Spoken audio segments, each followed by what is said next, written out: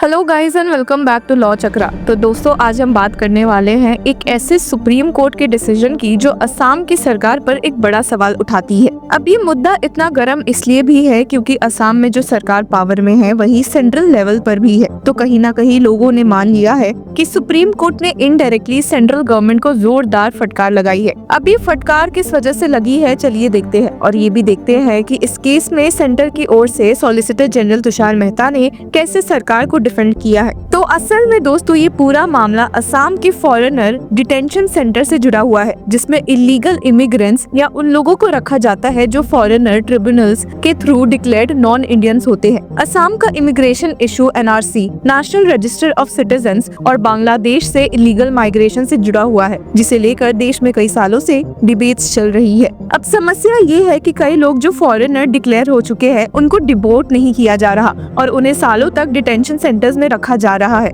इस वजह से ये एक ह्यूमन राइट्स इशू भी बन गया है, क्योंकि डिटेंशन का मकसद टेम्पररी कस्टडी होता है, लाइफ टाइम पनिशमेंट नहीं। और इसी हियरिंग में कई तीखे सवाल हमारे सामने आए हैं जो असम सरकार से भी पूछा गया है। क्या किसी को बिना किसी रीजन के डिटेंशन सेंटर में रखा जा सकता है? और अगर सुप्रीम कोर्ट डिक्लेयर कर चुका है कि कोई फॉरेनर है तो उसकी डिपोर्टेशन क्यों नहीं हो रही? ये एक ऐसा लीगल केस है जो न सिर्फ असम बल्कि पूरे देश के लिए एक मिसाल बन सकता है। तो दोस्तों सुप्रीम कोर्ट ने असम सरकार को जबरदस्त धमकी दे दी है। ट्यूसडे 4 फरवरी को सुप्रीम कोर्ट की बेंच जस्टिसेस अभय एस ओक और उज्जवल भुयान ने असम की सरकार को फिर से एक्सपोज कर दिया। कोर्ट ने कहा कि डिक्लेयर्ड फॉरेनर्स को बिना किसी रीजन के डिटेंशन सेंटर्स में इंडेफिनिटली नहीं रखा जा सकता। पर यहाँ ट्विस्ट ये है कि असम सरकार कह रही है कि उनका फॉरेन एड्रेस ही नहीं पता, तो डिपोर्टेशन कैसे करे? बस फिर क्या था, जस्टिस ओक ने एक जबरदस्त कमेंट दिया। आप किसी मुहूर्त का इंतजार कर रहे हैं? जी हाँ, आपने सही सुना। जस्टिस ओक ने गरजते हुए कहा,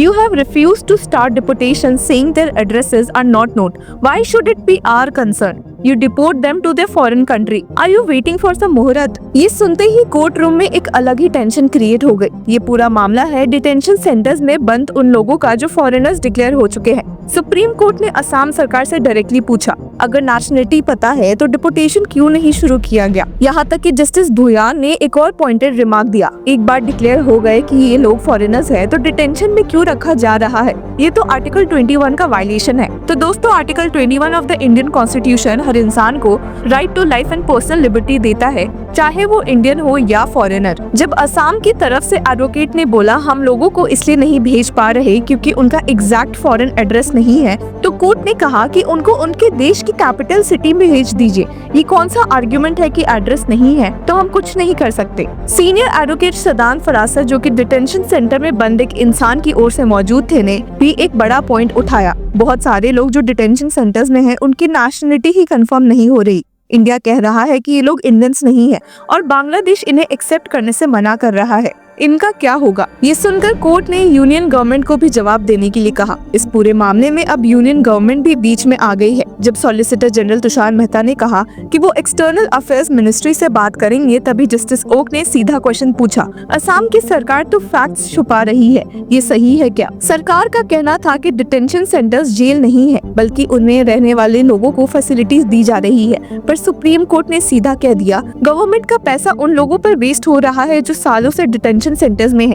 ये कौन सी पॉलिसी है? अब बात सिर्फ वार्निंग तक नहीं रुकी। सुप्रीम कोर्ट ने असम सरकार को ऑर्डर दिया कि जितने भी 63 डिक्लेयर्ड फॉरेनर्स हैं जिनकी नेशनलिटी कंफर्म हो चुकी है, उनकी डिपोर्टेशन प्रोसेस तुरंत शुरू की जाए और 2 हफ्ते के अंदर स्टेटस रिपोर्ट फाइल की जाए। कोर्ट ने यूनियन गवर्नमेंट से भी कहा कि जितने लोग डिपोर्ट हो चुके हैं उसकी डिटेल्स भी फाइल करे और जिनकी नेशनलिटी कंफर्म नहीं है उनका क्या होगा, इसका भी एक प्रॉपर रोड मैप दिखाया जाए। दोस्तों ये केस सिर्फ असम तक सीमित नहीं है। ये एक बड़ा सवाल उठाता है कि जब एक इंसान को फॉरेनर डिक्लेयर कर दिया गया तो उसका क्या होगा, और अगर किसी की नेशनलिटी का कंफर्मेशन ही नहीं है तो क्या उसे जिंदगी भर डिटेंशन सेंटर में रखा जाएगा? इस हियरिंग में senior advocate Colin Gonsalves for the petitioner ने भी एक शॉकिंग बात सुप्रीम कोर्ट बेंच के सामने रखी थी कि उनके इंफॉर्मेशन के according Bangladesh was refusing to accept these person as their citizens and hence they are indefinitely continuing in detention centers in India. इस बारे में ही stated, My information is that attempts are being made to figure out if Bangladesh will take these people out. Bangladesh is refusing. India says they are not Indians. Bangladesh says they are not Bangladeshis. They have become stateless. They are in detention for 12 years, 13 years.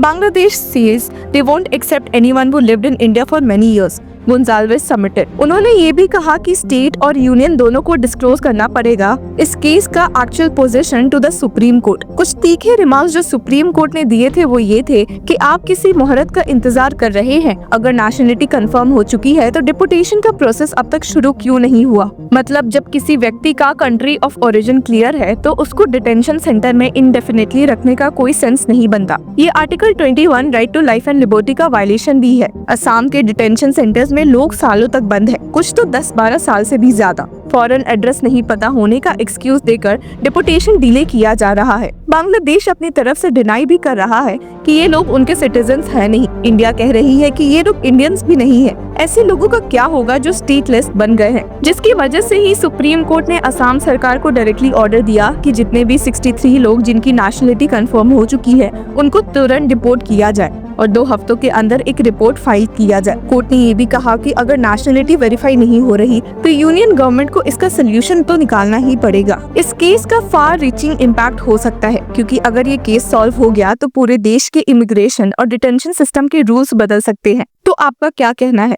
क्या असम सरकार की policies flawed है या फिर supreme court का ये decision एक fair judgement है? अपने थॉट्स हमें कमेंट्स में जरूर बताएं and keep following Law Chakra. Hello law lovers and justice seekers, welcome to Law Chakra. हम आपके लिए लेकर आए हैं कुछ बहुत ही exclusive. Introducing Law Chakra prime membership, जो आपको देगा exclusive access like never before. चाहते हो कि सबसे पहले आपको मिले latest legal updates? Law Chakra prime के साथ आपको मिलेगा early access to exclusive content, critical case analysis, courtroom बैठ का ब्रेकडाउन, वो भी बाकी व्यूअर्स से पहले। मोर अपडेट्स, मोर एनालिसिस, यानी कि फुल इनसाइडर एक्सेस, वो भी बस घर बैठे। यही नहीं, प्राइम मेंबर को मिलेगा access to exclusive interview session with renowned जजेस, लीगल एक्सपर्ट्स एंड लॉयर्स। ऐसे इनसाइट्स जो आपको कहीं और नहीं मिले।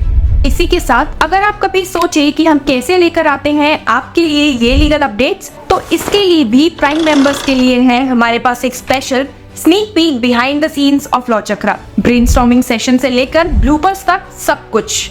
In short, more content, more update and more analysis. Political legal controversies हो या इन डेप्थ लीगल सेशंस, सब कुछ आपको मिलेगा एट वेरी मिनिमल प्राइस। बनिए लॉ चक्र की प्राइम मेंबर और अनलॉक कीजिए full potential of legal knowledge. अभी ज्वाइन कीजिए।